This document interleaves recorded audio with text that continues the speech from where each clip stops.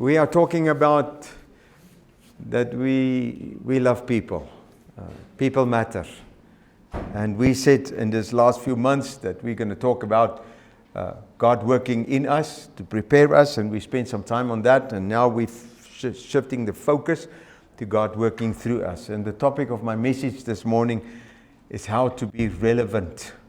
How can you and I be relevant? We started off last week by introducing to you an initiative that we want to launch in CFC called CFC ARC. CFC, Acts of Random Kindness. We had a lot of deliberation and talking and suggestions, and some people said, well, it's acts of kindness, not random kindness. And I said, yeah, one can, what do you say, talk about that. But in the acronym of CFC ARC, would you agree with me, it sounds better than CFC RAC? If we become racketeers in CFC, I don't know how that would work out. But so the idea is that whether we put it acts of random kindness or random acts of kindness, the idea is that we launch a lifestyle in us as a church where we can show kindness to every person that we find ourselves in with. The reason why, not only in terms of sounding better, ARC, but random kindness, it's not going to happen every second, every hour, every day. And we will talk a little bit more about that as we go along, friends. But the idea is that the acts of kindness would happen randomly as the Spirit of God helps us and leads us. And so we don't want to do it every second of the day. We just want to be sensitive enough. And we will cast more vision about that as the days come ahead. We are starting, it's already started, and we said that we wanted to have it ready this Sunday. The little card that we want to hand out to people. The idea of the card is not to invite everybody with a card in the window wiper and say, come to CFC. That's not what we want to do. We want to just do kindness to people in different acts, how God leads us. And then when people ask you and me, so who are you? We would have this card and say, you know what, it doesn't matter who I am. But if you need help, if you need God to do something in your life, you are welcome to come and visit. And so God just stirred it in my heart that He said to His disciples, I want to make you fishers of men. So we need to catch people. We can't just leave them. And so if they have tasted something good about God, we can catch them. And in that way, it helps you and me, who is not always eager and excited about talking to Jesus publicly, openly. We can actually connect with people in a way that they can say, I want what you have. And so that is what we are embarking on, and we're going to create a platform where people can talk about it, share with us, give testimonies of what God has done. And the idea is not to show people on a video how great I am when I did the act of kindness, but to show the facial expressions and the reactions of people sometimes. So if you do have an act of kindness, you want to do it to somebody, let somebody in the background photograph or take a video of the person that the act is done, not of you and me. So it doesn't matter who we are, just to see what people experience in terms of that kindness. So we're launching this, and I hope, as I said last week, you will embark with me on a journey. Many people have started. Believe it or not, there are young people already creating signs and stuff on a t-shirt and developing a t-shirt that they can wear. And people in life groups are starting to plan how the life group can do it. So that excites me a lot. Can I say this? People in our city's lives are never going to be the same again.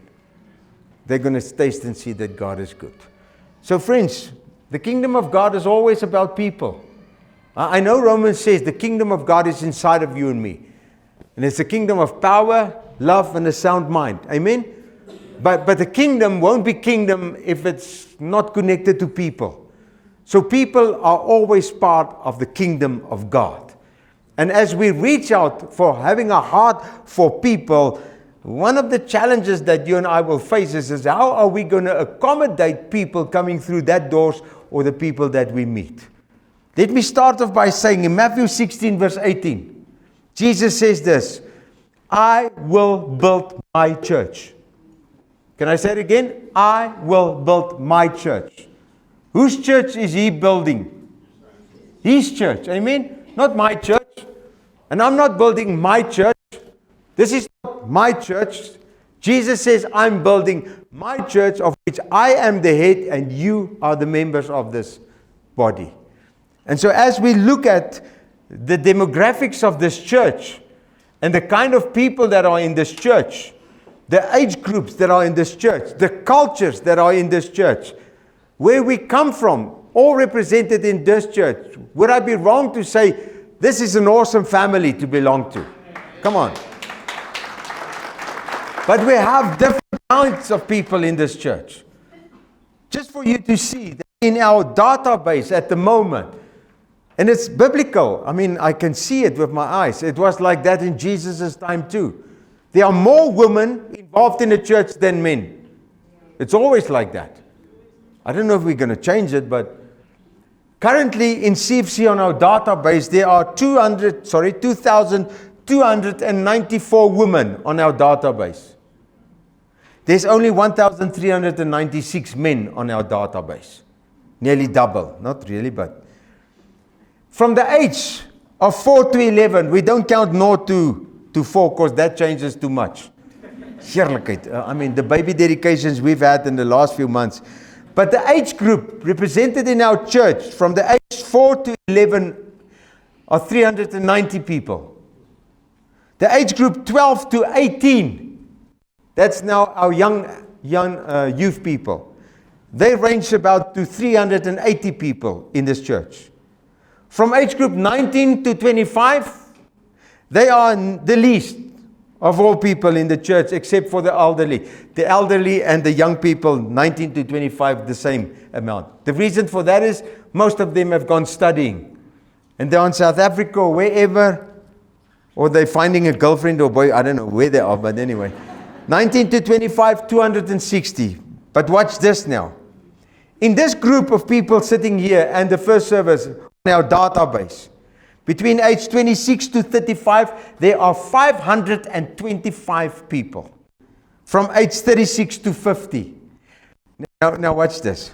Who in this? No, they're not even here because they left now. But there are about 20 that left. The age group from 26 to 35. Just raise your hands quickly. Look around. Just look around. They are 26 to 35. Now watch this. The age group 36 to 50. Put up your hands. It's overwhelming. They represent 650 people on our database. And the age group 26 to 50 represents more than 43% of the people in this church on a database. Well, this is now where I'm actually at the end of the 5164s. Next year, I'll go to 65, and it doesn't look well here. 51 to 64 are only 260 people. And the 65 pluses, only 60. When I get there with some other guys, we'll be 66. Let me show you something quickly. Who of you have been born in the early, let's say 1950s, 46, 50? Kom maar julle tweekies.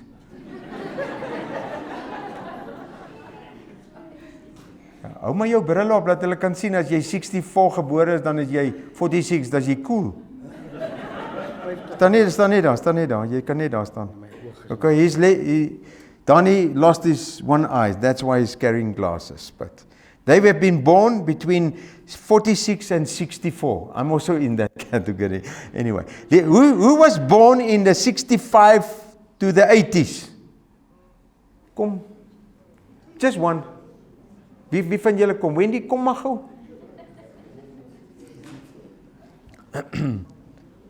65 to 80s. Who was born from 81 to 96? Wendy, jy moet hierdie kant staan. Ons gaan van oud na jonk. Ja, staan net daar. Who's been born from 1981 to 1996? Kom, Ingo.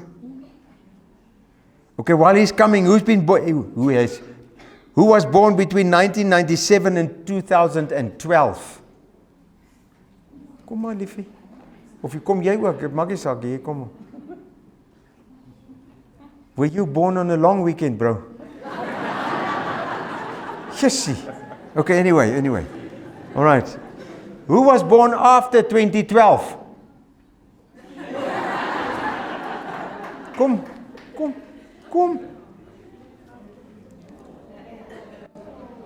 Oh. Kom staan nie bo by my, laat niemand weer vir jou ooit sal sê, nie. Was jy ook daai tyd gebore? Okay, kom staan nie. Moet julle, weet jy maar ons moet 'n girl ook kry. Is jy nie 'n girl wat julle ouderdom is nie? Okay. Alright, and now you also know there are people born after these 2012s, né? Alright, so when it comes to worship, what is your favorite move while you guys worship? Wys gou vir ons. Ja, jou move. Staan nou onder. Maar waar is die musiek? Nee, sonder musiek. Speel hom net in jou kop. Wys ons net 'n move wat jy het. Yeah, look at that. He does that. Alright. Ingo? Ek gaan maar liewer vir Wendy vra en sê ek wil nie sy moet ons naam weggooi nie want sy wat is jou favorite move as jy worship en dans? Ek gooi daai heupe, jy maak hom so. Danie move net van links na regs, jy kap aan my heupe. Nou, wat is jou favorite? Hoe gooi jy hom? Ja, what's it that? Alright. So when you spend time with God, what are you looking for? What would be your unique circumstances, atmosphere, time of the day? What would that look like? Early in the morning. What time in the morning? About 7. 7. Yeah. Okay, Donnie, you? About 11. 11. Yeah, because I only get up at 10:30. Okay, he gets up because he's retired now. What are you looking for when you worship? When you spend time with God? When you read the Bible, do you still use a paper Bible or electronic Bible? I use both. Both. I look at What is your favorite? actually electronic because I can see all the different Translations. So the young people have helped us open wisdom. Yeah. Wendy, what is your favorite time to spend with God in the day? It's in the morning, 6 o'clock. 6 When I get o'clock? up, I pray. Yeah. After that, I put my worship music on and I get into the shower. Okay. Get into the shower. With your headphones on, I mean. Okay, no. Well, what is your favorite time that you spend time with God? To work and from work. To work and from work. Yeah. To work and from work. Are you married? Yeah. You have children? Nog. That's why. There's no time at night. Listen now, they spend time with God 6 o'clock in the morning, from work to work. Do you guys spend time with God? Mm-hmm. What time? Mostly at night. Every afternoon and every morning. Every afternoon. Why? After homework? Mm-hmm. When you settle down, when all sports are done and that? Mm-hmm. All right. Now there was this saying when I grew up in the Christian faith, in my walk with God, that if you do not spend time with God at least between 5 and 6 in the morning, the old saying, the early bird catches the worm. No? So if you don't spend time with God, there's all reasons why your relationship with God can't be significant. Would you agree with me the way that they think, the way they operate, the way that they... What is your favorite song in terms of gospel song? Wat is daai een se naam wat come on now. What? Can you see when you get to this age, you can't even remember what? Gaan hom nou vir jou sê. What about Amazing Grace? Ja, Amazing Grace. Amazing Grace. What is your favorite song? Waymaker. Waymaker. What is your favorite song? Oceans. Oceans. What is your favorite song? Rooftops. Rooftops. And yours? What an awesome God. What an awesome God. And Jona? The same as us. So, same as him. Are you brothers? No. I only know that song. Okay, sure. But So do you like songs with no beat or with a lot of beat? it depends what kind of music it is. Yes, see, jy's 'n slim man. And you? With beat. With beat. Danie, wat dink jy van hierdie bands en worship ouens wat op die stage dis? Hy's lekker. He's adapted very well to be relevant. But most of the elderly people, so to speak, They want rustige music. Hill songs. Worship. You've all been renewed. Praise the Here. Praise the Here. But in general,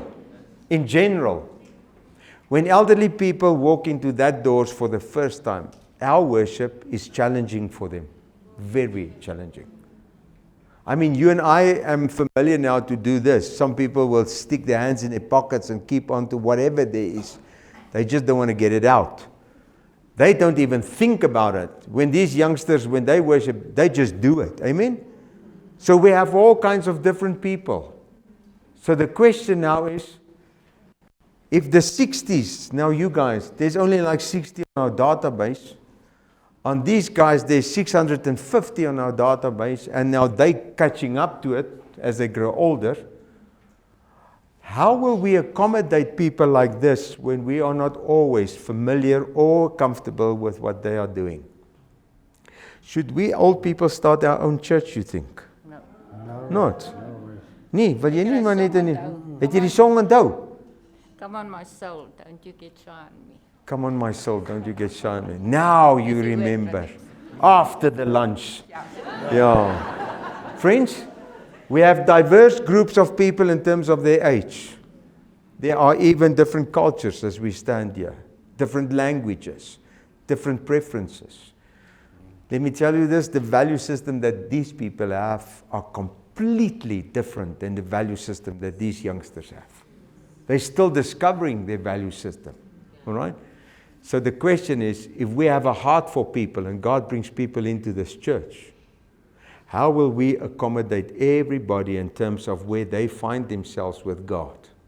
Will we be relevant enough to accept and accomplish them? Receive them and say, let's see what God does in them, even though I can't benefit from what's happening in his life at this moment. Thanks, guys. You can go sit.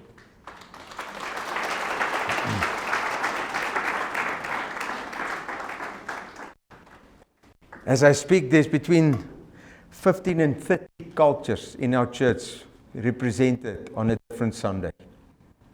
The last time we had a cultural Sunday, we all dressed up in our culture. That specific Sunday, I counted, there was 24 different cultures represented in this church. It is unique.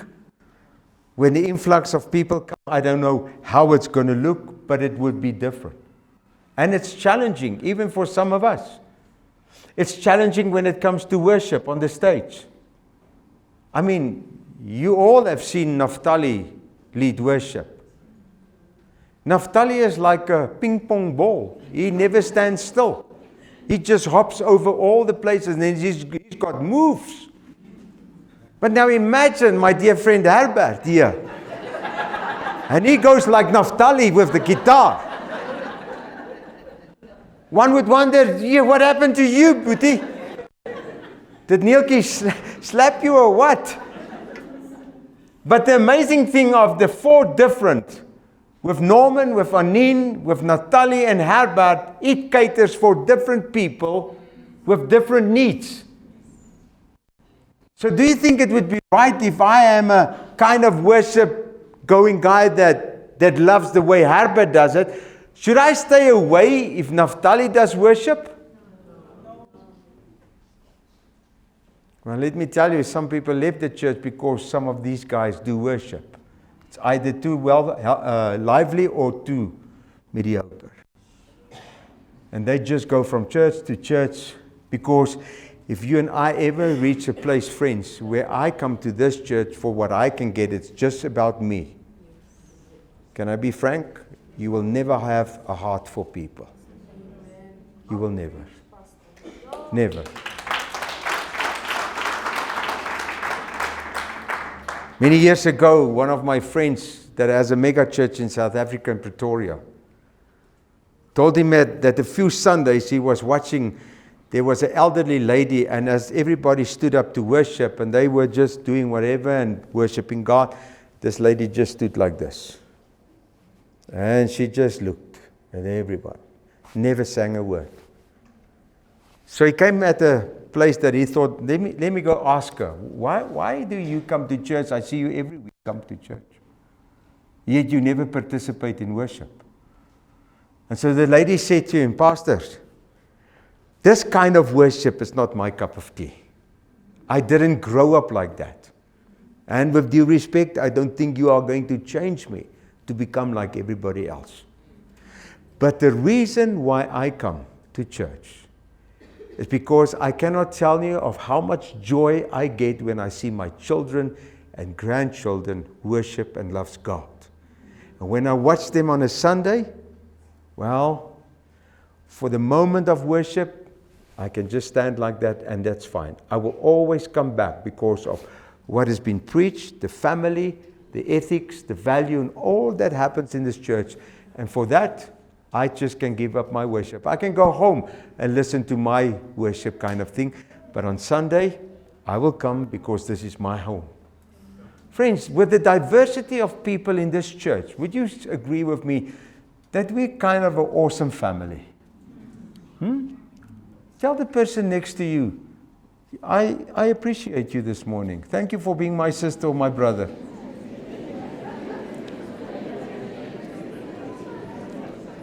This is family. Am I wrong to say that when we introduce new members and we ask them, why did you join this church? Most of them say, I love this family. And people walk in here and they see what they see. It might be strange. It might be weird. They might be at a level that they don't understand nala that's happening here. But still they will come back because they say, I want what you have. And so the question is, with what we are trusting God, that as God has got a heart for people and people matter, and we are focusing outwards to get people into the Word and into the church and into a relationship with Jesus, you have to agree with me. We will see all kinds of people coming into that door. And the question is, will I accommodate that?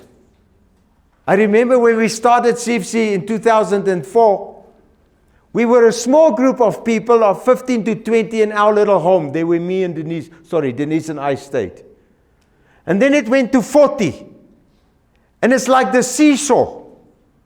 The relational thing was brilliant because the seesaw was just hanging like this. Everybody was sitting here at the bottom on one seat having a brilliant relationship.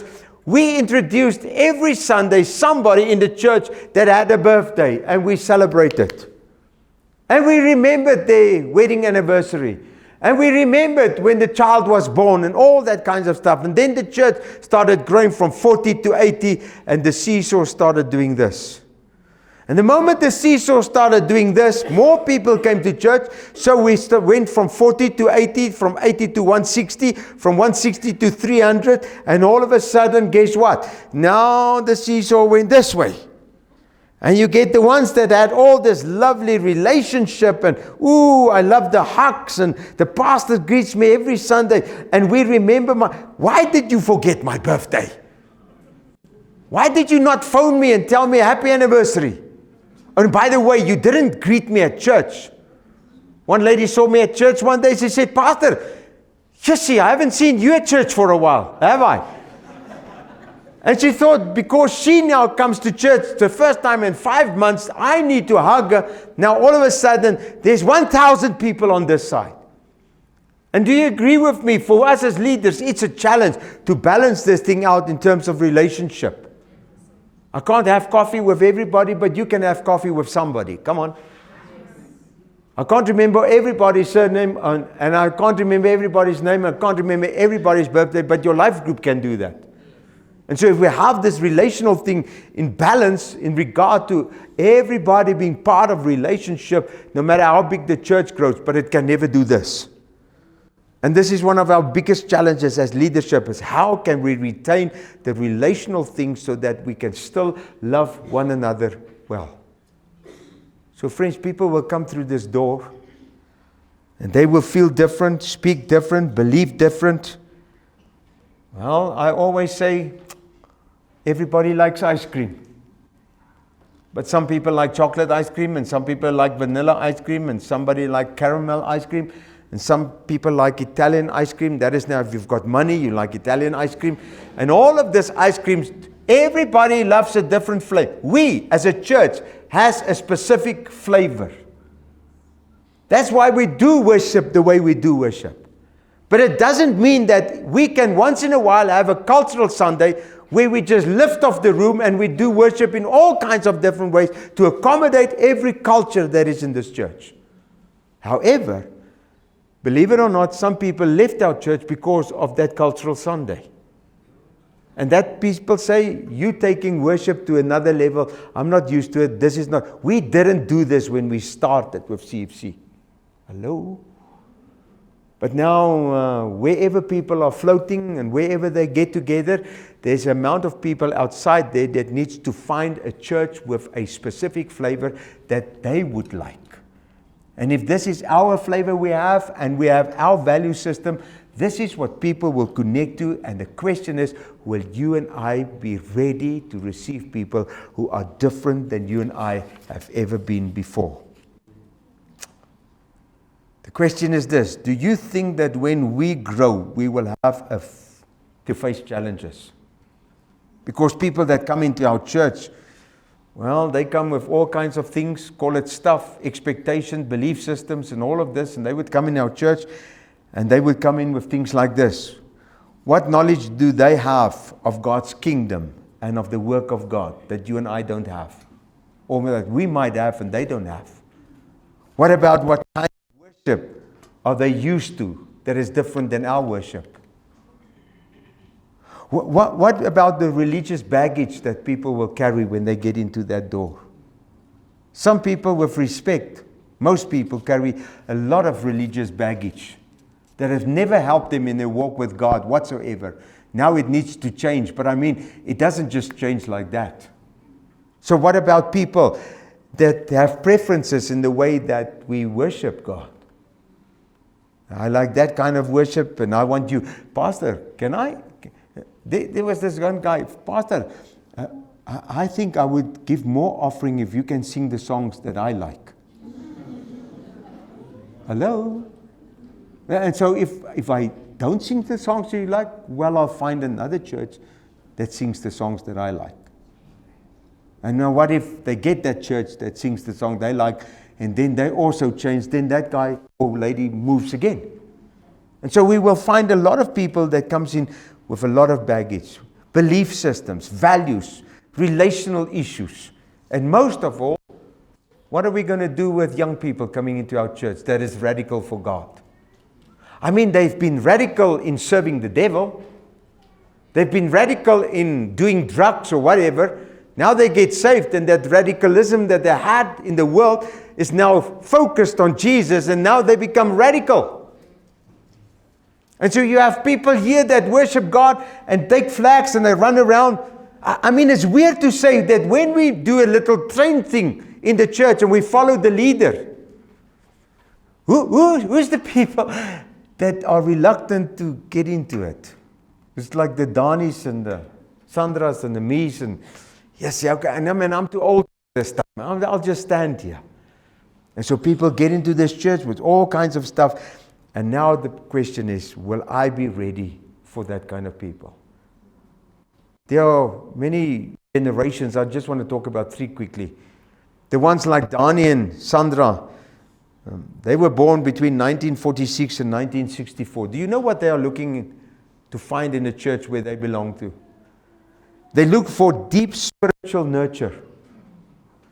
People in their 60s, they are looking for opportunities that is significant during the service. The service can't be not significant. They're looking for genuine congregations and connections rather than entertainment. When people on stage entertain the church, people that they call themselves the baby boomers, they are reluctant not to fit in. The baby boomers want authenticity in worship and word ministry. And the baby boomers want hands-on involvement, using their hands and skills that they've developed over the last 50 years of their life. They want to take ownership. When they take ownership of ministries, they want to shape it and they want to own it.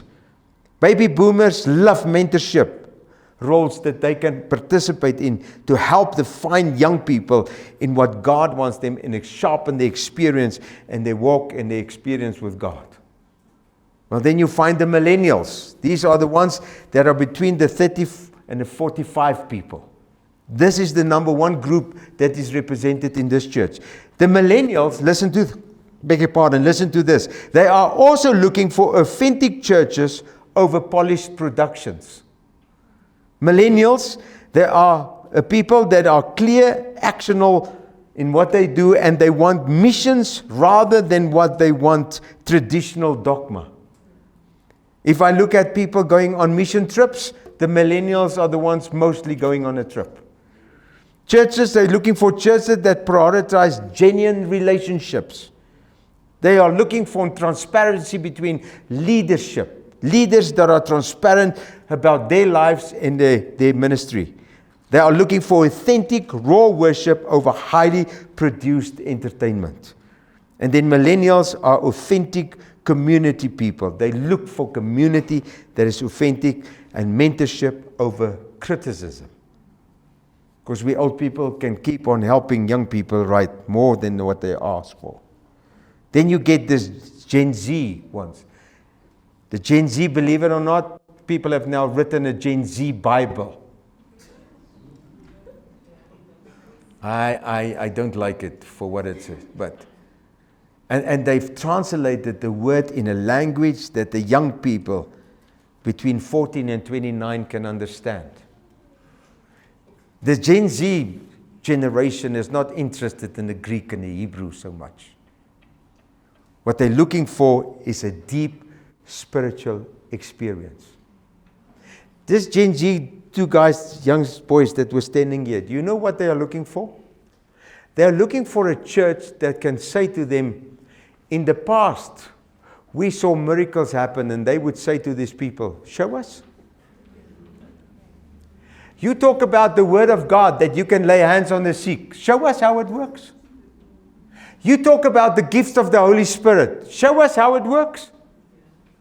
We want authentic demonstration of God's word.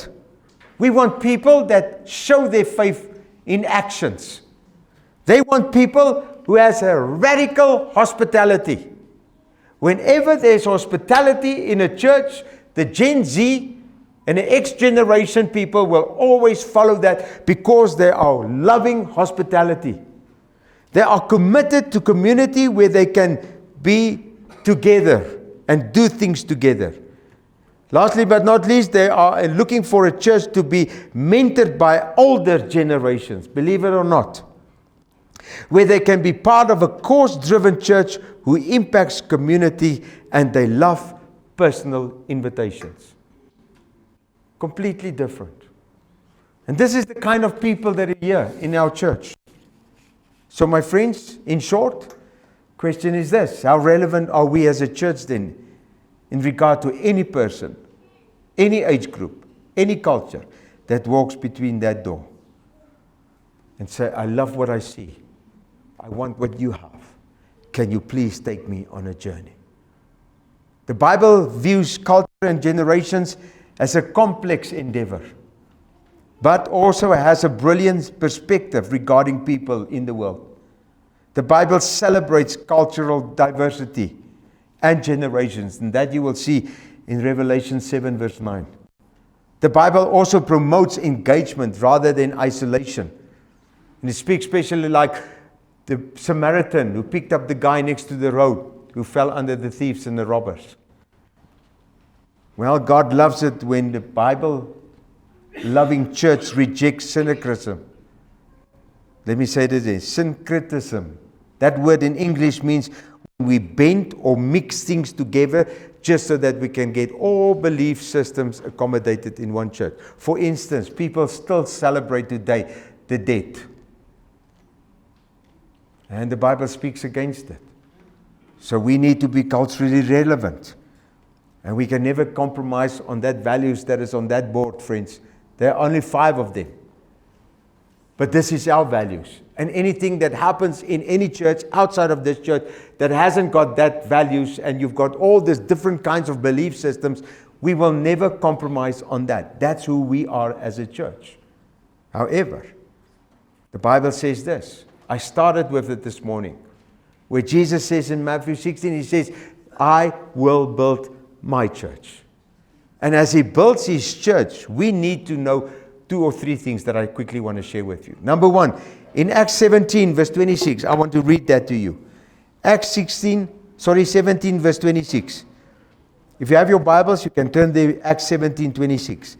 It says here, and he made from one man every nation of mankind to live on all the face of the earth, having determined allotted periods and the dwelling place, that they should seek God and perhaps feel their way towards him and find him. Yet he is actually not far from each one of us.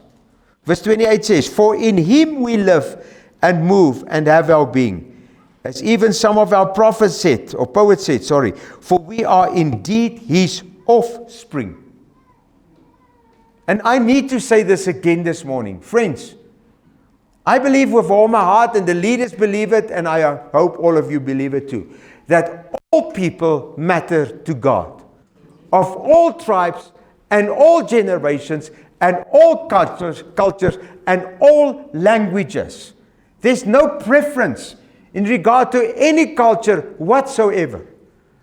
And we need to know this, that when people walk in here from different cultures, different languages, different backgrounds, they will all feel love because we are all, says the Bible, of his offspring.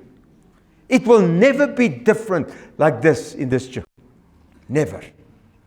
We will love all people. 1 Corinthians 9 verse 23, principle number 2. For though I am free from all, I have made myself a servant to all, that I might win more of them. Listen carefully. I am free of all. I have made myself a servant to all, so that I might win more of them. To the Jew I became as a Jew, in order to win Jews.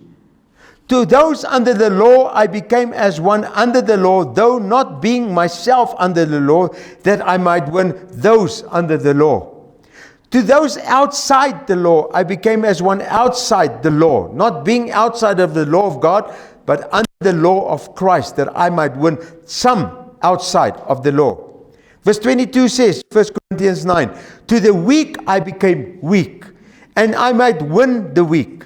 I have become, listen to this, I have become all things to all people, that by all means I might save some.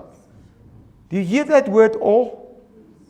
But he didn't say that I might win everyone.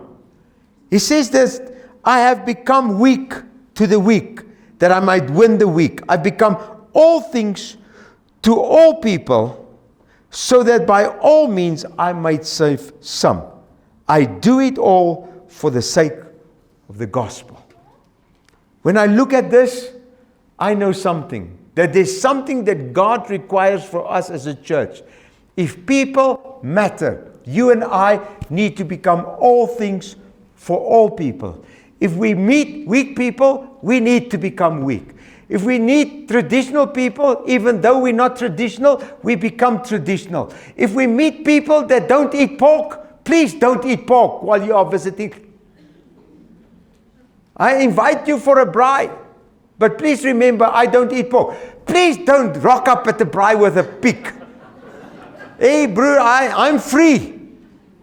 When you meet people who don't drink wine, please don't drink wine in their presence. If you meet people, listen carefully, that celebrate their Sabbath on a Saturday, even though you and I don't do it, I can't judge people at any time or any place. I need to love all people and become whatever they are, even I am not of that, so that I might win you for the kingdom of God. And so we need to fix that in our hearts and minds. For the youngster, I become a youngster. For the elderly, I walk slowly, even though I'm not slow. For the rich, I pretend to be rich.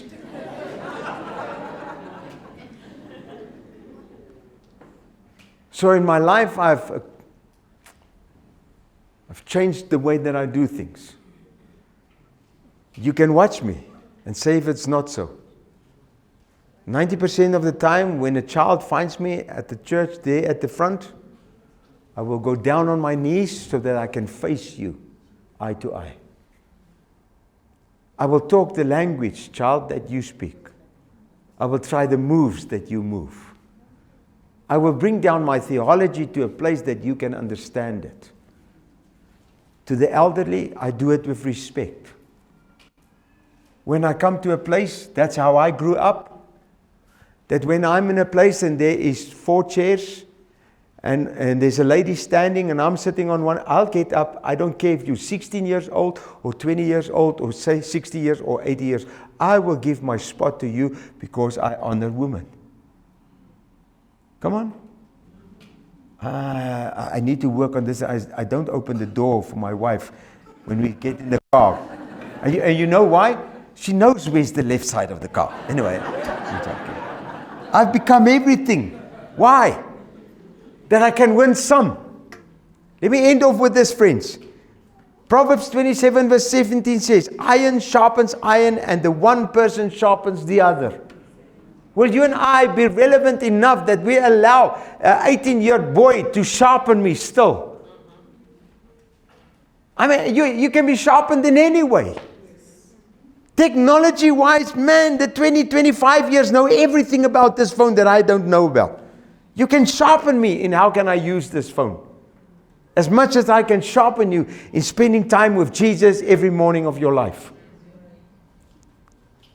So, as Jesus is the head and He's building His church, we are all part of a body, members of the body of Christ. And friends, my body, my part in the body doesn't constitute the church in a whole. I'm just part of the church. Are you ready for new members to become part of this church? Hello? Well, they might worship different than you. They might smell different than you. They might express themselves different than you and I do. They might believe even different or interpret the Word of God different than you. They might dress different than you and I dress. They might still struggle with their mouths and the words that come from their mouths. They might still gossip. They might still lie. They might still show you fleshly desires that they have not overcome yet. They might struggle with things that you and I have already overcome many years ago. They might not commit as quickly as you and I do. They might still not manage their lives and their marriages and finances like you and I do. They might struggle in their relationships with people and their emotions. They might still struggle and fall completely short of the standard that you and I have. They might be poor and neglected. They might be untidy and unkempt. There might be people that come into this church that don't greet you and feel like they're snobs. Maybe it's just because they don't know where they are at and they close up. They might be 20 years old on fire for God and completely weird than what we are. And the list go on and on and on. In hindsight, the goodness of God are leading people to change their minds about kingdom of God. And you and I need to be ready. I want to end by saying this. And some of you know this story. It's so amazing how you and I don't want to attach, get connected. I'd rather walk around. As I looked at these acts of kindness that people bestow of an elderly person who fell in the street, it was amazing to see how many people walked around that person until a lady came and picked the man up. When somebody gets stuck in the road, it's amazing how we see so many people drive around it, and even I might get agitated. You see, why don't you guys move, man? I'm in a hurry. Now people will get out of their car, pick up an old lady and carry her over the walkway, puts her down and get back in the car, and then he goes. How we can so quickly not get connected. So this pastor was telling the story of how we had 3 services. After the end of the 3rd service, he was just kind of relaxing on the stage, on the platform, took off his shoes, and he looked up. There was this homeless guy sitting right there watching him. And he watches him, and he goes down. He says, "Oh, he got me." And I wonder when he's going to get up and going to ask me for some money. Looks up, and here the guy comes. "Yep, I was right. He's coming." So he reaches into his pocket, gets out a note. And when the guy came around the corner, as he walked to the stage, he started smelling him. Sleeping in a homeless place under the bridge, the urine, the sweat, hasn't bathed in months. He smelled him. And he thought, "Oh, dear Lord Jesus, how am I going to deal with this smell?" And as the guy comes closer, so he reaches out and he gives him the money. "Jy moet net nie te naby kom nie." And the guy said to him, "Pastor, I'm not here for the money. Why are you here then for?" He says, "Well, while I was sitting there, you were talking about Jesus. You're talking about how you love him and what he did for you. Pastor, would it be okay if you can introduce Jesus to me today?" And he felt so ashamed of what he did. And then as he was sitting there thinking, contemplating, how am I going to help this guy? The Lord said to him, "Get up and hug him." He said, "God, you must be crazy." I mean, really? God said, "Get up and hug him." And oh man, that stench. And he got up and he hugged him. And the moment he hugged him, the love of God melted this pastor's heart. And then listen to this, he heard God say to him, "If you do not fall in love with this smell, you will mean nothing to my kingdom, because this is the smell that I gave my life for." Friends, you and I need to decide today, am I going to be relevant to what God's going to bring through that doors? Or are we going to just move because we don't want to make room for it?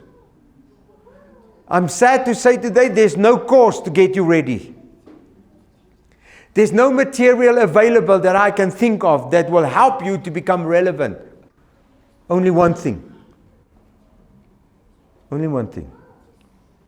Can you please close your eyes as I pray? This is the thing that I believe will help us to become relevant. It's by praying. Dear Lord Jesus, give me a heart today for all people. And help me to become to them whatever you want me to become or ask of me to become.